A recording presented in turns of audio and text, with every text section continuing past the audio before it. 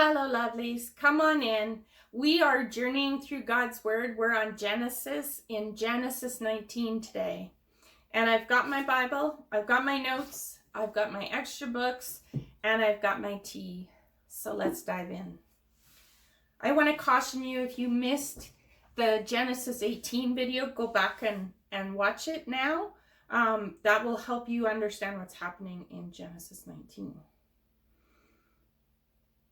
This chapter is really a foreshadow to the substitutional grace that Jesus will provide on the cross. This idea of someone else's righteousness covering someone else's sin, the substitutional grace. We're going to see this unfold in this chapter.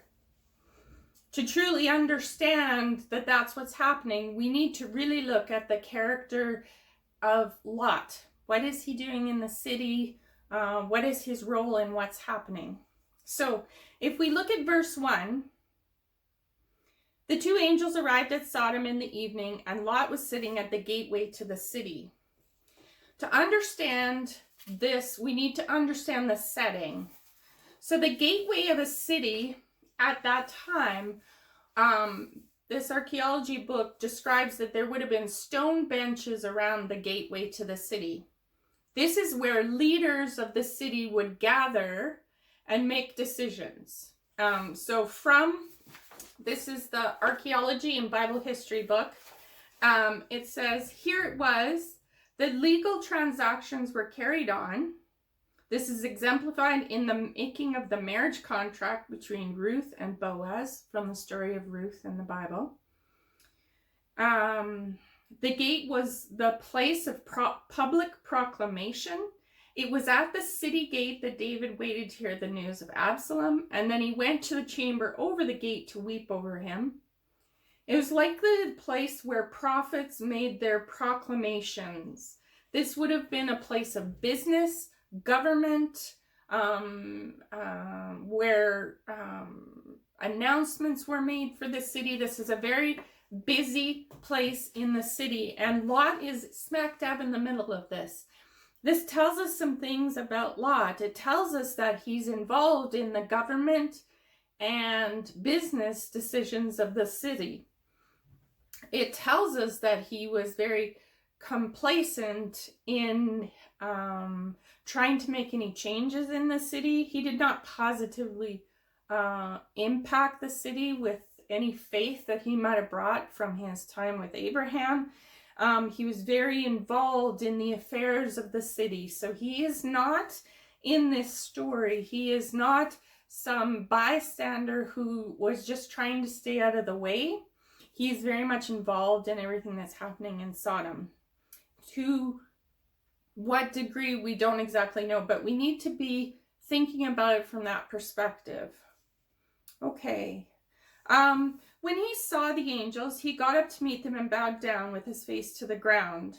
I'm not certain by this that Lot knew they were angels. I think just as Abraham did, there's something about their appearance that suggests honor, that suggests that they are foreigners, that they are possibly royalty. There's something about their demeanor, and so Lot approaches them and bows down low. And then interestingly, he says, "My lords, please turn aside to your servant's house. You can wash your feet and spend the night there, and then go away early in the morning." Lot is showing some shame here, or at least some understanding that he does not want these visitors to get caught up in what's happening in the town. He's almost trying to whisk them away to his house, serve them, look after them, and then send them away first thing in the morning so they do not become aware or be involved in anything that's happening in the city. So Lot is obviously fear for their safety, and so he's trying to get them out of sort of being noticed at the gateway. So he probably doesn't know that they're angels, but he does know that they are not from this area and that they are honored guests, and he tries to protect them. And they first say, no, we're going to spend the night in the square. But Lot is adamant. They can't spend the night in the square. And we're going to find out in the next couple of verses why that is. Verse 3, but he insisted so strongly that they did go with him and entered his house. He prepared a meal for them, baking bread without yeast, and they ate. Now, this is a very large contrast to the meal they received and the honor they received from Abraham yesterday. It's important to note that although Lot does recognize the perhaps royalty or higher standing of these visitors, he either does not have the finances to be able to serve them as well as Abraham did, or he does not honor them at the same level as Abraham did. But what matters is that it's very, very different response to these visitors than what Abraham had, and this gives us a reflection into Lot and his heart. Before they had gone to bed, all the men from every part of the city of Sodom, both young and old, surrounded the house. They called to Lot, where are the men who came to you tonight? Bring them out to us so we may have sex with them. A couple of things I want to bring up here. First, why have these men not bothered Lot with this proposal? What compromises has he made to be left alone by these men? And why did he stay in a city that is so immersed in this level of sin and violence? This tells us again a lot about Lot and the compromises he was willing to make to be in this place of business, to be in this place of authority, of government. He obviously is very well aware of what these men are like. That's why he's trying to rush the angels away. He is not surprised by them coming to his door. So there's a lot going on here that we need to understand about Lot. But also, I want to make something really clear here as well. Oftentimes, when I see people discussing the judgment of God, and they will throw out these lines about, well, God destroyed everyone in Sodom just, because of sexual sin. I want to make it clear, these are not monogamous homosexual relationships. These are men who are actively seeking to rape other men. This is a level of violence and sin that goes beyond people just going through their lives and doing their own thing. You need to understand that this is the level of sin that God is hearing from the city. This town is being terrorized by these evil men, and that the type of behavior that they're talking about is violence. Although there's homosexual aspects to it, essentially what they're proposing is violence, and this is the sin that God is responding to here. Verse 6, Lot went outside to meet them and shut the door behind him and said, no, friends, don't do this wicked thing. Again, he's trying to protect his guests. This gives us another reflection into how Lot is very well aware of what these men are looking for. He's probably seen them in action. And so he's trying to protect his guests, which is he would have been brought up to think that way, to protect his guests at all costs. However, he then follows it up with verse 8, look, I have 2 daughters who have never slept with a man. Let me bring them out to you, and you can do what you like with them. But don't do anything to these men, for they have come under the protection of my roof. Lot is concerned for these innocent travelers, but we might go, how could he possibly offer his daughters? But we need to understand, Lot chose to stay in this city. He chose to stay in this place that was obviously very immersed in violence and sin. He chose to raise his family in this place. This tells us the level that Lot is willing to give up in order to maintain his business, his finances, his position of authority. He's already placed his family in danger. This is just another extension of that. A father should not want their children to grow up in this environment. So to have him casually throw out his daughters, I think is probably just an extension of where Lot had come to at this time. He does not want to, at any cost, lose these connections he's made in this city, and he's willing to even offer up his daughters to keep this connection, this relationship going with these members of this city. He doesn't want them to involve these travelers, these angels, which I don't think he knows that they are yet, but he still does not want to sever the relationship, and so he offers his own family. Again, this gives us this huge view into who Lot is at the time. Verse 9. "Get out of our way," they replied, and then they said, "This fellow came here as an alien, and now he wants to play the judge. We will treat you worse than them." So what we've got here is they've probably gotten pretty used to Lot turning a blind eye to ignoring what they're doing in the city.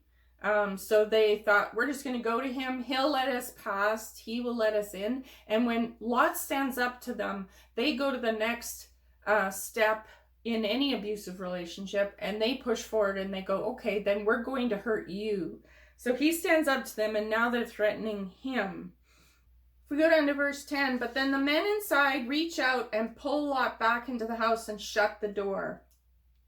And then they struck the men who were at the door of the house, young and old, with blindness, so they could not find the door."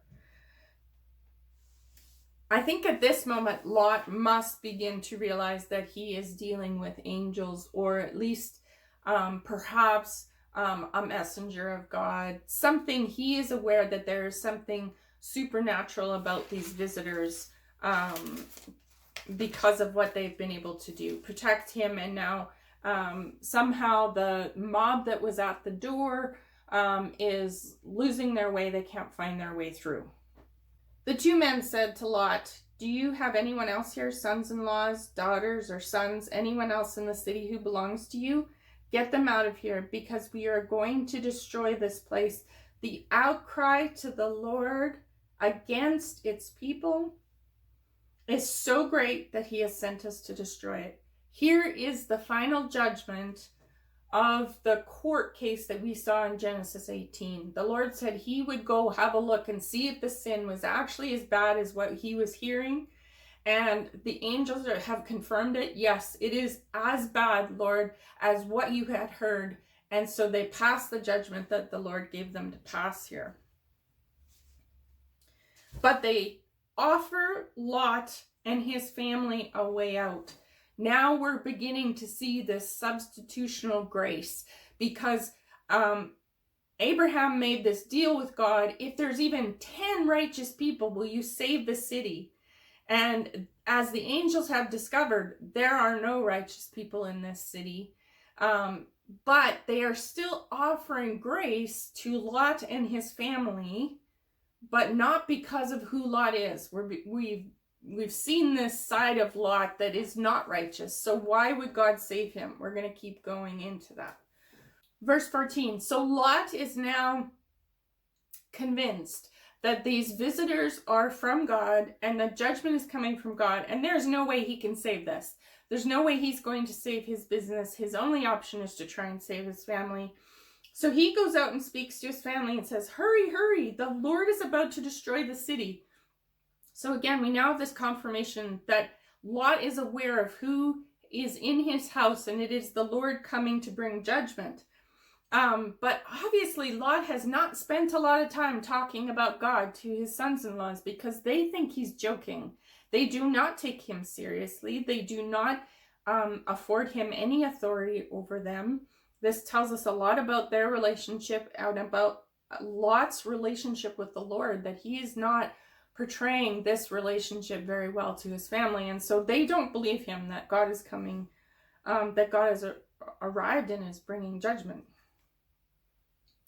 And so at the coming of dawn, the angels, finally, they're like, okay, that's it. You can't, we can't wait any longer. This judgment needs to come. And they say, forget everybody else. Grab your wife and your 2 daughters. The city is going to be swept away. You need to come. And then Lot hesitates. And again, we've got this. He's got a lot right. I'm going to lose my business. I'm going to lose my money. I'm going to lose my home. All of this worldly worry begins to fall on Lot. And he is trying to figure a way out of it. But the angels grasp his hand and the hands of his wife and his 2 daughters and get them out of the city, for the Lord was merciful to them. So the Lord has made very clear to these angels, whatever you find there, if it's that bad, I want you to bring judgment, but I want you to save Lot and his family. The Lord was merciful to them. Now, the Lord was merciful, not based on their righteousness. Lot has proven he has none. He has proven he has not maintained a relationship with the Lord. They are, Lot, whether he participated in the acts or not, he is complacent. He is complicit in what is happening. So he is as guilty as the members of the city. Lot is obviously not sharing his faith or commitment to God or anything with the men that he's allowing to marry his daughters, which says a lot about his fatherhood, his authority, his mantle, his relationship with God. They were saved because of Abraham's righteousness. God honored Abraham's desire to save his family. Lot and his family, although now we're only down to 4 of the 10 of the family that Abraham wanted saved, only 4 of them are being saved, but they were saved because of Abraham's righteousness. Abraham's relationship with God, his intercession, his standing in the gap, is what saves Lot. And this is this foreshadow to Christ, this ability for a righteous one to save the unrighteous. So again, just a foreshadow to Christ. We want to continue to see this in the stories of the Old Testament. Verse 17, as soon as they had brought them out of the city, one of the angels said, flee for your lives. Don't look back. Don't stop anywhere. Flee to the mountains or you will be swept away. Lot begins to negotiate. No, my lords, if your servant has found favor in your eyes, you have shown great kindness to me, but I can't flee to the mountains. This disaster will overtake me and I'll die. Look, here is a town nearby that I could run to, and it's small. Let me flee to it, and my life will be spared. Lot is still thinking in terms of money, possessions. He does not want to go back to that nomad life that he had with Abraham. He wants to be in the center of the city with authority, with money, with business. And so he's like, I'm not going back to be a nomad. That is going to be the end of me. Please let me go to another city. And he thinks he can set up shop there and begin to continue in the business that he was doing in Sodom. Verse 21, he says, very well, I will grant you this request. I will not overthrow the town you speak of. This we find out in the next verse. It's the town of Zoar. But flee there quickly, because I cannot do anything until you reach it. The angel's making it very clear that God has placed protection over Lot and his family. Because of the prayers of Abraham, the Lord has said, nothing can happen to this man. And so the angels are ensuring he needs to get out of the area because they need to bring judgment. But God has made clear Lot will not be harmed in this. Verse 23, by the time Lot reached Zoar, the sun had risen up over the land. So it's just the beginning of the morning. Then the Lord rained down burning sulfur on Sodom and Gomorrah from the Lord out of the heavens. Thus he overthrew those cities in the entire plain, including all those living in the cities, and also the vegetation of the land. But Lot's wife looked back and she became a pillar of salt. I think it's interesting to note that Lot does not go back for his wife. This again is another indication of his sort of self-preservation, his pride, his fear. Obviously, his wife is not that important to him that he would stop and go back for her. Lot has very much shown his stripes and his colors in this story so far. He has proven himself selfish and not willing to protect his family. He kept them in the city. He was willing to sort of hand over his daughters. He is the kind of person that is only looking after himself. Verse 27. Early the next morning, Abraham got up and returned to the place where he had stood before the Lord, and looked down towards Sodom and Gomorrah, toward the land of the plain. He saw dense smoke rising from the land like smoke from a furnace. Verse 29. So when God destroyed the cities of the plain, he remembered Abraham, and he brought Lot out of the catastrophe that overthrew the cities where Lot had lived. Abraham gets up the next morning and rushes to the place where the Lord had shown him Sodom and Gomorrah. He rushes to this place to see what happened. Had the Lord been able to save Sodom and Gomorrah, or were there no righteous people there? And so Abraham rushes to the area to see what God's decision was. Verse 30. Lot and his 2 daughters left Zoar and settled in the mountains, for he was afraid to stay in Zoar. Now you have to picture this. This small town is just outside of the area that the Lord destroyed. So there is black smoke, ash, everything within sight of Lot, and he is watching this, and now he is fearful. So he had wanted to stay in this small city, but now he becomes fearful. So he's headed to the mountains that the angels had originally told him to go to. So he is in fear for his life. He now goes, I guess I better listen to the angels, and he heads to the mountains. He and his 2 daughters live in a cave. Then we've got this sort of very sad story unfolding. Verse 31, one day the older daughter said to the younger, our father is old. There's no man around here to lie with us, as is the custom all over the earth. Let's get our father to drink wine and lay with him and preserve our family line through our father. Now, I am curious, did these girls hear their father offer them up to this mob outside his house?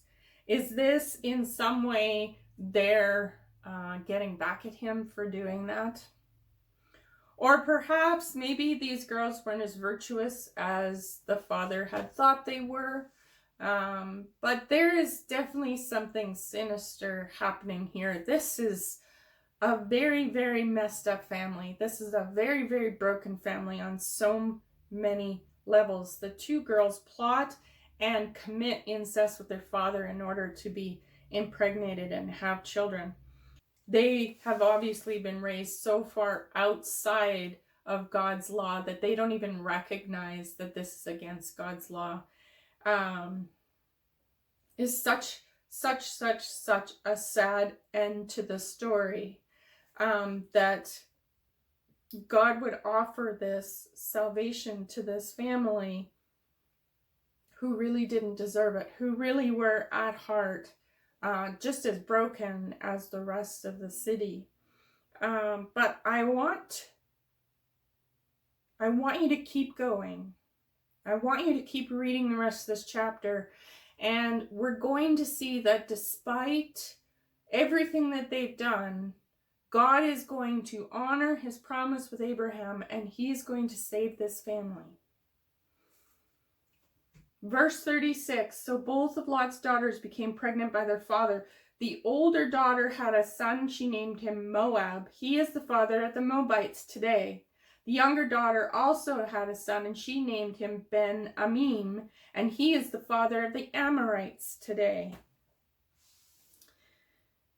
So this seems like this is just the most horrible end to this story in this family, but God is not done. God honors Abraham's request to save this family, but we do not see its fulfillment for several generations.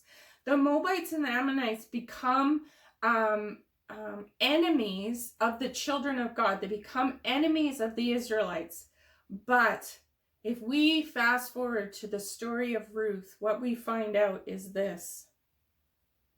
These two sworn enemies of Israel, this very messed up family, this very broken family, this family born out of incest and sin, in the generation of Ruth, God redeems this line. Ruth is a Moabitess. She is from the line of the Moabites. She is a direct descendant of Lot. And the Lord grafts her back into the Israelite family through marriage with Boaz, and she becomes a part of the line to Christ. This is a beautiful picture of our redemptive God, who even in our worst sin, God finds a way to bring us back to him and redeem us to the point where we become a part of the restoration story. Ruth, a direct descendant of Lot, a direct descendant of this incest, becomes one of the women listed in the genealogies of Christ. This is the God we serve. That God's judgment is never the end of the story, and that he always has a plan to restore. And our prayers for our family make that much of a difference. That God honored Abraham's request of protection for Lot and his family, and God finds a way. God finds a way to restore them back into Abraham's family. I hope you are continuing to see this loving God mixed with his judgment. We always see his redemption and his grace. We can't leave this chapter without discussing 2 Peter, because the New Testament does discuss the story of Lot, and I want to put it in context because it can seem like what I've been saying and what we're learning from the Old Testament might contrast with what Peter was saying about Lot. So I want to face that head on. What we've got in 2 Peter chapter 2 is Peter is talking about the Lord's judgment. And if we start in verse 4, for if God did not spare angels when they sinned, but sent them to hell, he's talking about Satan there, putting them into gloomy dungeons to be held for judgment, if he did not spare the ancient world when he brought the flood on its ungodly people, but protected Noah, a preacher of righteousness, and 7 others, if he condemned the cities of Sodom and Gomorrah by burning them to ash and made them an example of what is happening to the ungodly, and if he rescued Lot, a righteous man who was distressed by the filthy lives of lawless men, for that righteous man living among them day after day was tormented in his righteous soul by the lawless deeds he saw and heard. If this is so, then the Lord knows how to rescue godly men from trials and to hold the unrighteous for the day of judgment while continuing their punishment. Peter is trying to help us understand that God sees our sin in a very different way than we see our sin. And the Lord understood the torment that Lot was going through in trying to stay in this city.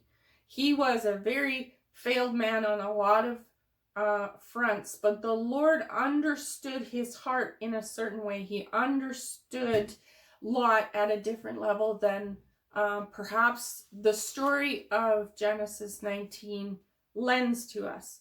But I want to put it in a bit of context. I'm going to read from Alcott's Bible commentary here. But Lot was righteous only relatively.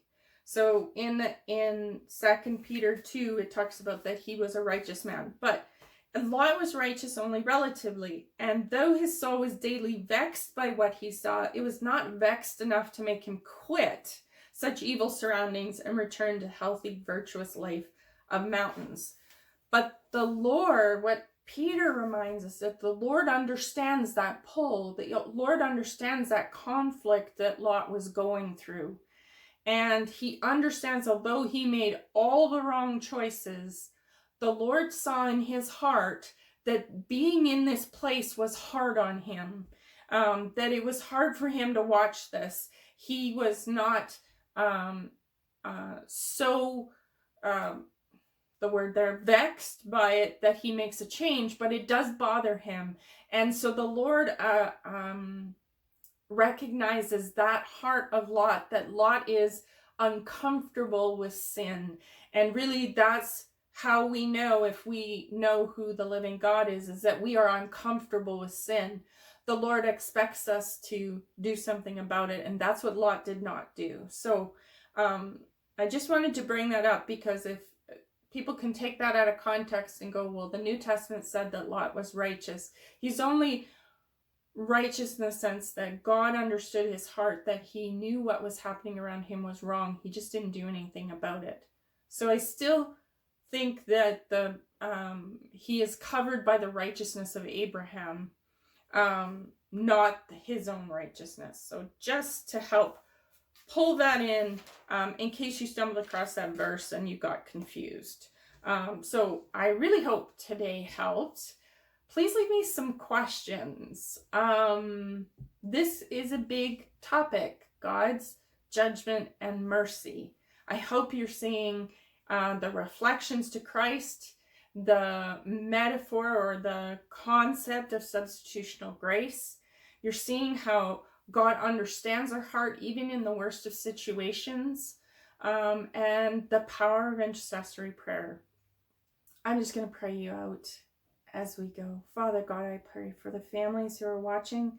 I pray for wisdom and revelation. I pray for a beginning of holding the concepts of your judgment and your grace at the same time, of understanding your long-term vision for redemption. Father, continue to guide us as we study your word. I pray all this in Jesus' name. Amen. God bless.